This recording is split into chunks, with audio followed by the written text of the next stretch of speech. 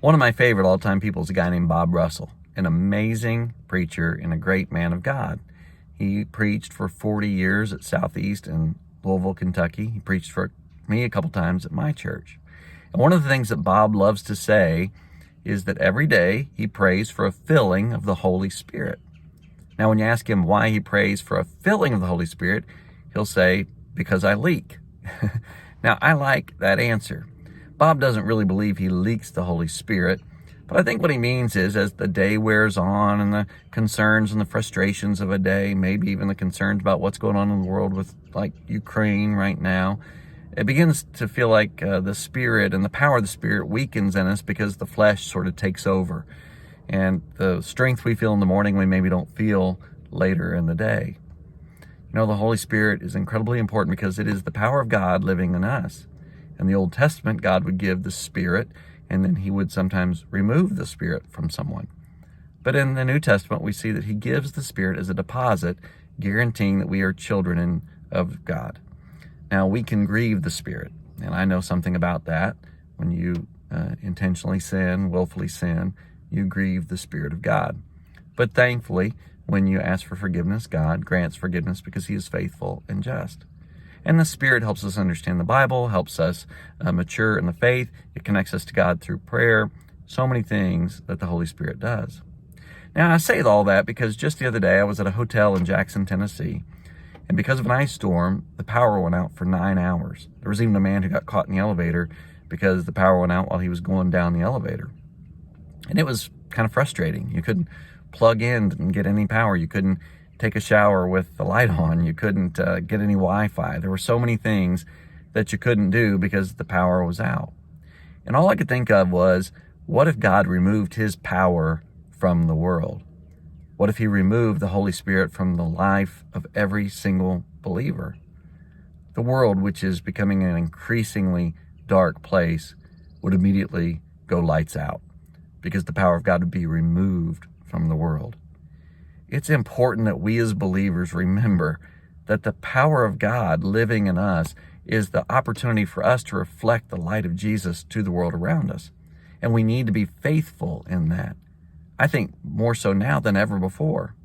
As the world gets darker and darker, we should shine brighter and brighter. You can see the stars in the night sky when it's darkest out. Sometimes you have to get away from the city lights. You get out in the country, you look up, and man, the stars just are shining with brilliance. And as it gets increasingly darker in our world, which it is, it clearly is, we need to shine the brightest. I want to give you an encouragement.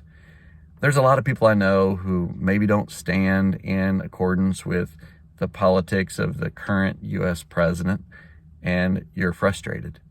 I understand. However, we've got to pray for Joe Biden, and we've got to pray for our elected officials. We need to pray for every single one of them because it is the power of God demonstrated through our prayers. We need to pray against what Putin is doing in Russia in moving into Ukraine. I pray that he fails miserably.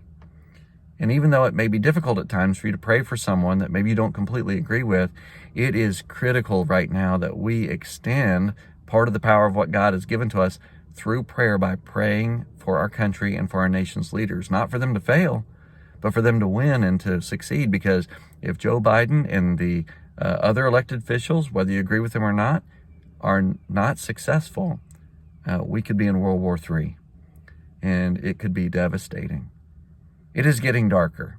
There is no question. People may even be wondering if Jesus is picking up the keys and getting ready to turn off the lights, that he's coming back. And I know people have wondered about that for years, probably back during World War II and World War I and the Civil War and others. We don't know when Jesus is going to come back. And until he does, it's up to us to be the light of the world, the salt of the earth, to demonstrate love, to extend love to our neighbors, to be kind and generous to people, to watch out what we put on social media and Facebook and Twitter and these places, because people can look at that and go, that person, boy, they're not very loving. That I don't know that I know if they're really a believer because they post things that are hateful and so forth. We have to be careful against that. I know this isn't popular, and maybe you don't like hearing this, and maybe you don't want to follow my thoughts. That's okay. You make your own choices. I'm just telling you, this is what I feel from the depth of my heart. Never has it been more important than we now pray for peace in our world, and we demonstrate love through the power of the Holy Spirit to those around us. And we extend the invitation of Jesus Christ to others as well. I hope you hear all this and the love that it's intended, and I pray that you have a great week and that you absolutely 100% keep walking with Jesus. See you next week.